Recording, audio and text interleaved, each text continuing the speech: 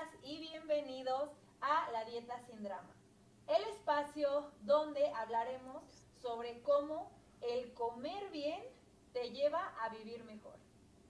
Aquí creemos que la alimentación no es una cuestión de culpa, no es castigo, no es sufrimiento, sino todo lo contrario, es energía, es bienestar y es equilibrio. Este es nuestro tercer web. Pues bueno, el día de hoy, para ayudarnos a entender este tema, tenemos una invitada súper especial, la licenciada Zaira Muñoz, que nos acompaña el día de hoy, nutrióloga especializada en el bienestar y salud ocupacional.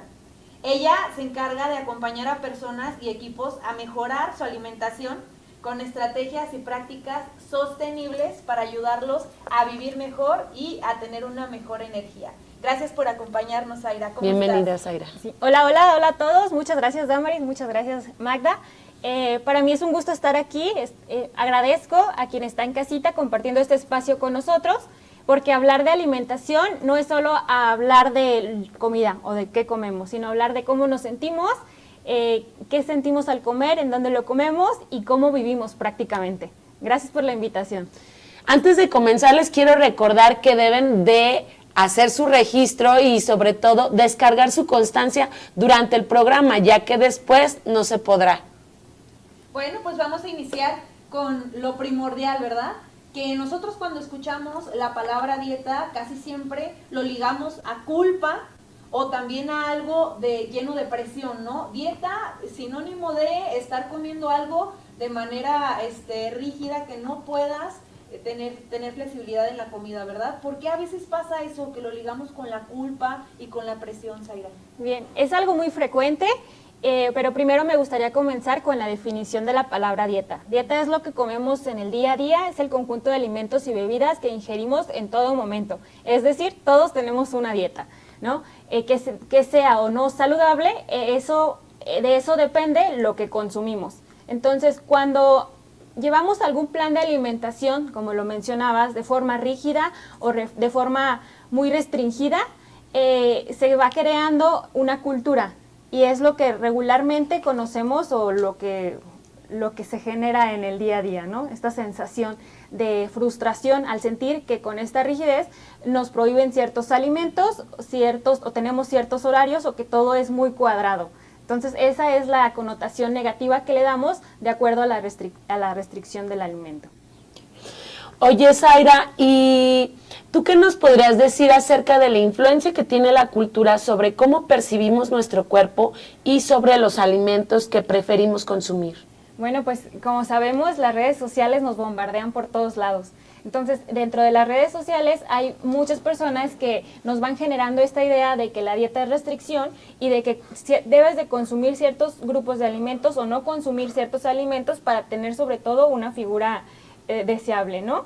Entonces, tenemos muchos estándares de belleza enfocados en cómo nos vemos, más en cómo nos sentimos. Entonces, yo creo que la cultura se enfoca más en lo físico que en la salud. Entonces, también hay estereotipos en la comida, ¿no? Así es, también, y sobre todo porque suele haber muchas dietas de moda, ¿no? Ah, ok. Dietas de influencers.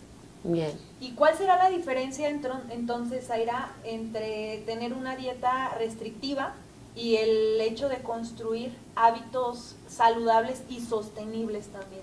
Esto es lo que buscaríamos nosotros como profesionales de la salud, que las personas tengan hábitos saludables y sostenibles, y la diferencia principal radica pues en el nombre, lo que tú mencionas, que sean sostenibles, que puedan llevarse en el día a día. ¿Por qué? Porque una dieta restrictiva a lo mejor vas a tener o notar los efectos a corto plazo, pero no se va a poder llevar a cabo. ¿Por qué? Porque viene la frustración cuando nos salimos de este régimen, ¿no? Así es. Empiezas a crear esa parte pues estricta, ¿no? Y ya no lo disfrutas, el hecho de comer, ¿verdad? Así es. Muy bien. Oye, ¿y qué pasa en nuestro cuerpo desde el momento en el que tú consumes un alimento, desde que lo ingieres, y qué pasa en nuestro organismo con ese alimento? Bien, pues desde mi punto de vista considero que suena como magia. Cuando comemos o ingerimos algún alimento, comienza el proceso de digestión. Entonces, prácticamente es darle este combustible a nuestro cuerpo para que pueda realizar las funciones vitales, como por ejemplo, crear o reparar tejidos. Ahí nos ayuda con la cuestión hormonal a regularlas, nos ayuda a mejorar nuestro sistema inmune o mantenerlo saludable. Pero ojo, aquí es sumamente importante porque nuestro organismo no distingue entre un alimento saludable o no. Entonces, hace el mismo proceso con todo lo que consumas. La diferencia radica en qué es lo que nos está aportando este alimento. Por ejemplo, un alimento saludable nos va, si hablamos de alguna fruta, alguna verdura, nos estaría aportando vitaminas, minerales, antioxidantes, fibra, que son benéficos para nosotros. Y al contrario, si consumimos alimentos ultraprocesados o alimentos que llamamos comúnmente alimentos chatarra, pues estos también tienen ciertos nutrimentos, no carecen de estos, pero suelen ser elevados en sodio, en grasa, en azúcar y en energía. Entonces, el consumo excesivo de estos es lo que nos puede generar un daño a la salud, ¿va? Oye, Zaira, ¿y por qué cuando nos saltamos las comidas a veces nos sentimos irritables o no nos podemos concentrar? Bueno, creo que a todos nos ha pasado en algún momento que nos sentimos enojados cuando no comemos, por lo menos a mí sí me pasa. Y lo que sucede en nuestro organismo es que necesita combustible. Y el cerebro, para que funcionemos, es como la señal de alerta, ¿no? ¡Ey, despierta, comenzó el día! Vamos a hacer alguna actividad. Y si no tenemos este combustible que es la glucosa, y nuestro cerebro es de lo que se alimenta principalmente, hay una baja de, pues podríamos decir, de energía. Es como no cargar tu teléfono celular. Va a ser la misma sensación. Ajá. Entonces podemos constatar que nuestra alimentación está vinculada totalmente con nuestro estado anímico, ¿no? Así es. Hay una relación muy estrecha entre lo que comemos y cómo nos sentimos, porque hay una relación que se llama eje intestino-cerebro, está vinculado. Entonces, si nosotros comemos cosas que le aporten nutrimentos y energía suficiente y de calidad a nuestro organismo, obviamente vamos a tener cuestiones positivas, nos vamos a sentir de mejor humor, nuestro nivel de cognición va a ser mucho más amplio a comparación de cuando consumimos alimentos que son mucha energía pero poca nutrición. Con razón dicen panza llena, corazón contento, ¿verdad? Así es. Bueno, hay una relación ahí. Muy bien. Vemos cómo está todo conectado, ¿verdad? El movimiento, el estrés, la falta de sueño también con la alimentación. ¿O qué nos puedes decir de eso, Sara, la conexión que existe entre la alimentación con el sueño o la falta de sueño? Justamente hay una relación estrecha y a veces le llaman de una forma, ¿no?, a nuestro intestino como nuestro segundo cerebro. ¿Por qué? Porque ahí es donde se absorben la mayor parte de nutrimentos. Y si la barrera de nuestro intestino no es saludable, o la microbiota que habita nuestro intestino no es saludable, va a ser muy probable que algunos nutrimentos no se absorban de forma correcta. Entonces empieza a haber, hay un desequilibrio y hace que no se absorban de manera adecuada y que no se generen estas hormonas, estos neurotransmisores que nos ayudan a sentirnos mejor. Oye, Zaira, hablando de movimiento, de ejercicio, nosotros podemos entender, ya hemos hablado de ejercicio anteriormente, de actividad física, que si haces ejercicio, te mueves, tú generas diversas hormonas que te ayudan a sentirte feliz, despierto y demás, ¿no? Pero, ¿cómo ligo esto con la alimentación? Con la alimentación pasa exactamente lo mismo. Voy a sentir mucho más energía, entonces me va a dar esta energía para mantenerme activo, para poder en mis actividades rendir no solamente en la escuela, en el trabajo o en el ejercicio. Entonces nos va a ayudar a mantenernos de una forma mucho más alerta, con mayor energía, a comparación de cuando consumimos alimentos, por ejemplo, ricos en azúcar simple, que a lo mejor en el momento nos dan un levantón, ¿no? Nos ayudan a sentirnos con euforia en ese momento, pero también viene una caída que conocemos como un pico, ¿no? ¿Y cómo le hacemos, Zaira, para nosotros quitar estos alimentos que dices, o los tenemos que quitar o no? A ver, tú dinos, ¿qué hacemos? Aquí hay una controversia y a mí me encantaría platicarles lo que yo pienso. Ajá. Y lo que nos dice la evidencia. Si ustedes me preguntan si tendríamos que restringir algún alimento o algún grupo de alimentos, en un mundo ideal yo les diría que sí, ¿no? Por ejemplo, los azúcares simples, creo yo que no los necesitamos de una fuente industrializada.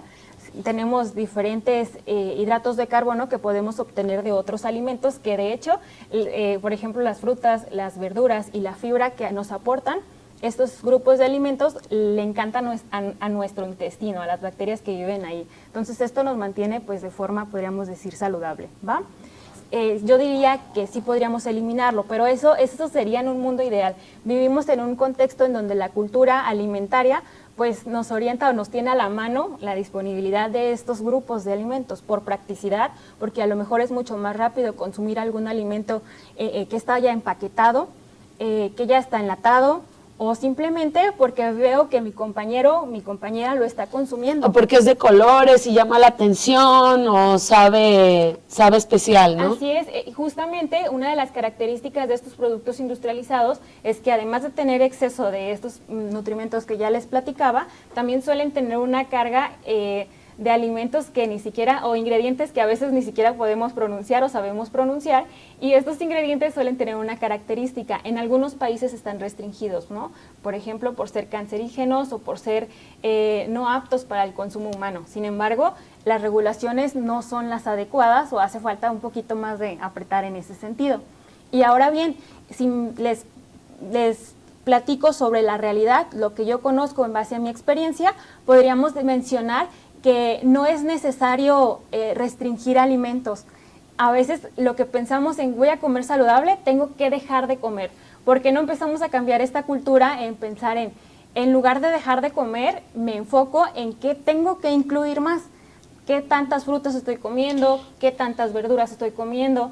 A lo mejor hay grupos de alimentos que nunca veo, como por ejemplo, en mi plato me refiero, ¿no? Por ejemplo, los frijoles, las habas, los garbanzos, la soya, que son una excelente fuente de hidratos de carbono, de fibra y de vitaminas y minerales, ¿no? Y quizás puede ser una estrategia, como lo dices, el hecho de qué me falta comer, y pues a lo mejor si ya está tu cuerpo, ¿no?, en saciedad, pues ya no le vas a estar consumiendo ahí que las papas fritas y demás.